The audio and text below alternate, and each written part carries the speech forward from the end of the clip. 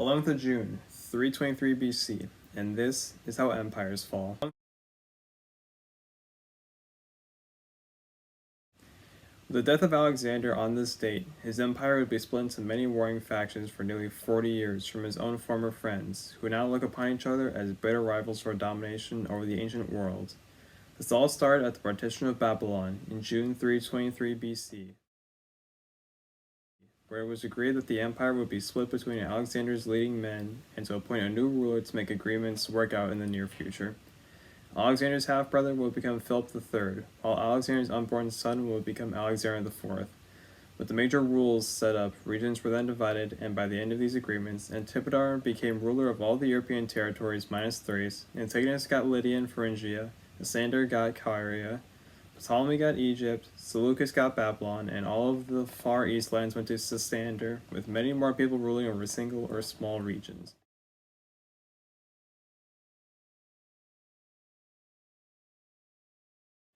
With this complete, people almost immediately went to war, notably after Ptolemy had Alexander's body seized while on his way back to Macedonia, and he took it back to be buried in Alexandria. Perdiccas went to war against Ptolemy and Antipater for he was planning on invading the Near East lands that were controlled by his ally, Eumenes.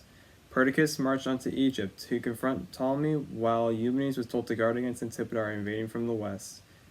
First, Perdiccas attempted to cross the Nile at a fort called the Camel's Rampart, but was forced back after his troops took heavy fire from the fort, losing many of their elephants, and Ptolemy had caught up and set the rest of his reinforcements up inside of said fort.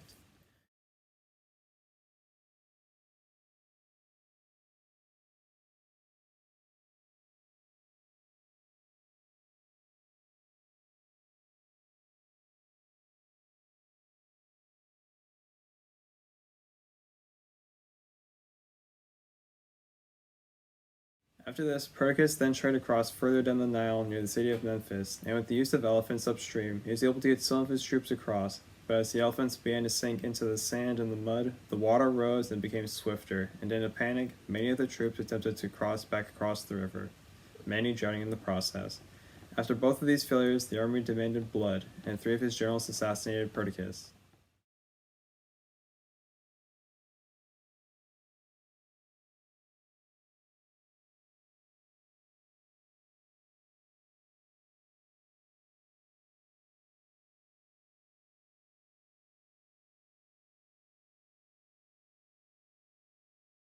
To the north, and after the army split into 2 groups, one going to Egypt led by Antipater to aid Ptolemy, while the other was led by the general Craterus against Eumenes. After the fighting of this day, Eumenes won against one of the most revered generals of the time, with the use of non-native cavalry against Craterus, who did not know who he was, and keeping his infantry back so they didn't hear who they were fighting. Then, after defeating the second commander, Neoptolemus, on the other side of the battlefield, Eumenes forced the enemy troops to push back and retreat.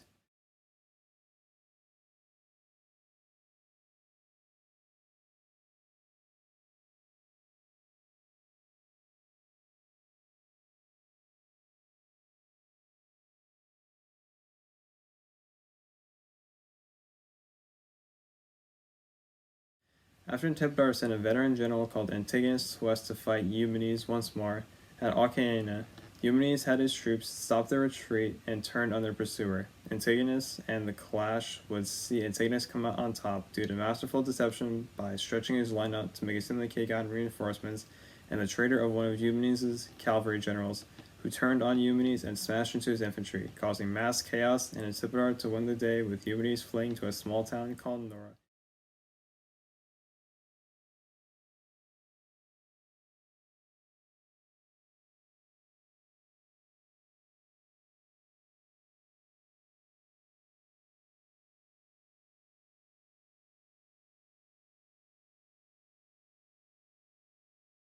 Being besieged by Antigonus, with them eventually agreeing on a peace deal, ending the First War of the Diarchy.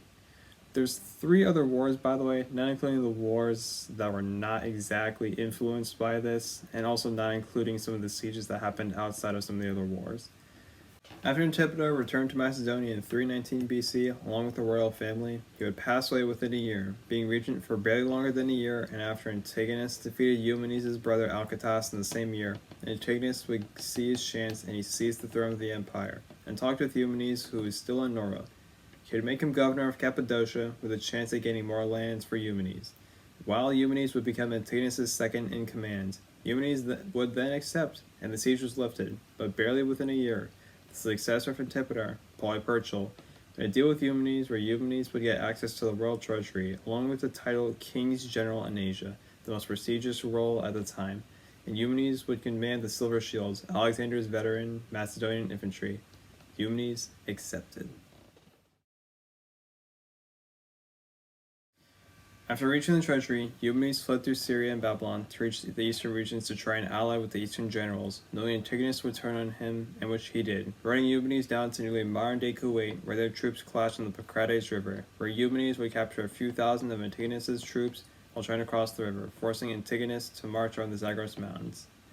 They had meet on the plain of Persicane, about 40,000 troops each man. This battle would be close, but only after Antigonus would charge Eumenes' flank with a cavalry charge, breaking the left part of his line, but then the rest of the army would turn and push them back and into retreat, giving Eumenes the win for the day.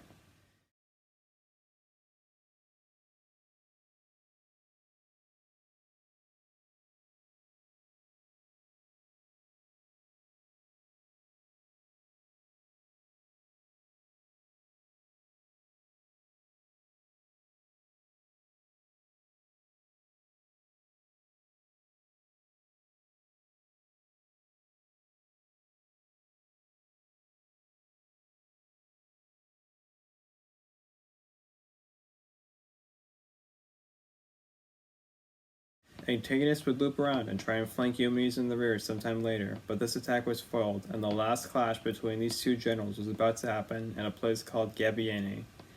Eumenes would order his cavalry forward on the center and the left, but the hooves from these animals kicked up so much dust that Antigonus sent off some cavalry to go and attack Eumenes' baggage train undetected. After his failed cavalry attack, Eumenes' infantry advanced and swept back Antigonus' men, giving him the victory, but Eumenes decided to crush Antigonus tomorrow due to exhaustion.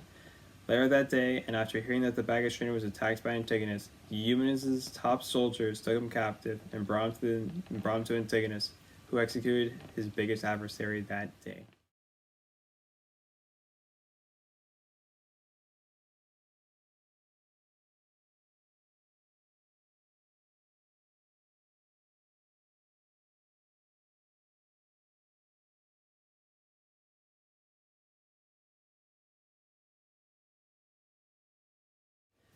With Eumenes gone, Antigonus would go on to take control of most of the empire, with the exception of the lands in the west, Macedonia being under control of Lysimachus, Greece and Thrace being controlled by Cassander, and southwestern Turkey with Cassander ruling, along with Egypt and Cyprus being controlled by Ptolemy. War was inevitable between these great leaders. Skirmishes and small-scale sieges were to follow for the next few years, with Cassander losing some land in Turkey, while Cassander lost the Peloponnesus in Greece, and Ptolemy would take back a chunk of Cyprus while raiding the Scythian coast, modern-day south-central Turkey. And after the Battle of Gaza, Ptolemy would also gain control of many cities and enemy forces along the Phoenician coast, modern-day Israel and Lebanon. With that out of the way, Ptolemy would send Seleucus, his ally, to Babylon with troops to assert his claim to the throne, while Antigonus would mop up the rest of Cassander and his armies in southwestern Turkey, taking all their territories in the region. Antigonus would then go on to recapture the Phoenician coast from Ptolemy and planned on invading Egypt, but matters in Babylon reached him first. Seleucid had captured Babylon, along with some surrounding territory, which forced Antigonus to make peace with Cassander, Ptolemy, and Lysimachus. This peace would be a death blow, though, to some. Cassander would shortly after order the murder of Alexander's son and his wife Roxanne. With the peace in the west, Antigonus would send his son Demetrius east to Babylon, then followed his son out there a year later. We know basically nothing about this war from 312 to 309 BC, but after Antigonus sacked Babylon, peace was agreed and Antigonus lost control of the eastern provinces, much to the advantage of Seleucus. After Ptolemy took the Peloponnesus and a few cities across southern Turkey, the peace was broken, so Demetrius sailed for Ptolemy's land in Cyprus, where he would land his forces and besiege the city of Salamis. After a short battle outside the city walls, the defenders were pushed inside and were besieged on all sides by Demetrius' army and navy. After some time, Demetrius would make a 90-foot-tall siege tower along with 2 battering rams and would try to assault the walls with some brief success before they were burned down. Shortly after the destruction of the siege weapons, Ptolemy would arrive with his navy, only to be beaten by Demetrius' navy and sent into retreat, leaving the city in Demetrius' hands.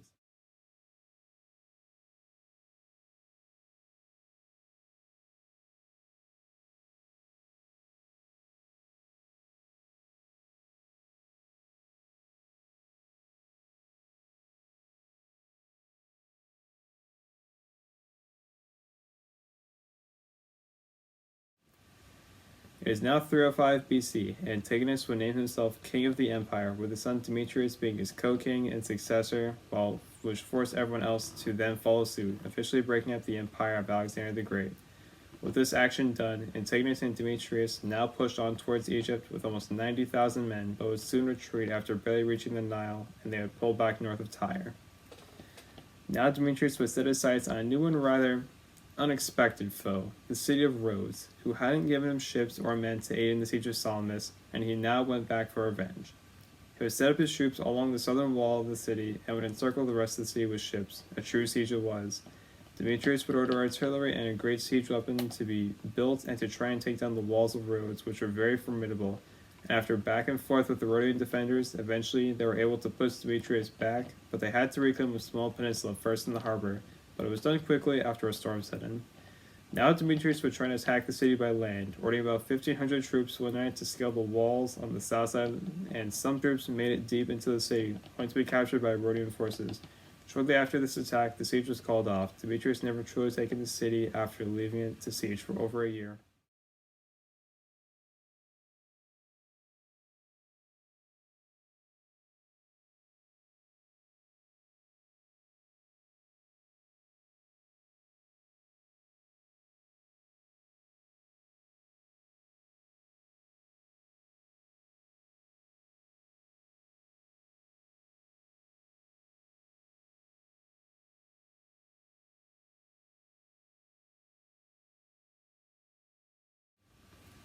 Time was fast approaching for the grand climax of the time, the Battle of Issus. But beforehand, Demetrius first had to kick around Cassandra in Greece, then take back control of the Peloponnese from Ptolemy, and then married the princess of Diadema to secure trust in the region. With that done, and Cassandra now ruling in Macedonia, he dispatched envoys to Seleucus, Ptolemy, and Lysimachus for an alliance against Demetrius and his father. All three parties accepted. The climax is within reach of this period in history. Seleucus would march west in the winter in record time, and would catch up with Lysimachus in northern Turkey, while Antigonus would recall Demetrius from Greece, and he would meet up with his father in central Turkey, just when both groups would march on the plains at a town near Issus. Antigonus would have over 80,000 troops in cavalry with 75 war elephants, while Seleucus and Lysander would have about 80,000 troops in cavalry with about 450 elephants, 150 in the front and about 300 in reserve. With the opening elephant charge, the infantry followed close behind while the right cavalry groups would spar, and Antigonus's cavalry pushed back Seleucus's cavalry away, but upon returning, Antigonus's men found the way blocked by the war elephants in reserve, and not being able to help the sparring infantry lines, watched as Lysimachus's light cavalry swung around from the side and plowed into Antigonus's right wing, sharding his troops in the area and forcing most of the remaining troops to join Seleucus's troops or to flee the field, with Antigonus refusing to leave the field himself until he was killed by Lysimachus's men. The day was won by Seleucus and Lysander.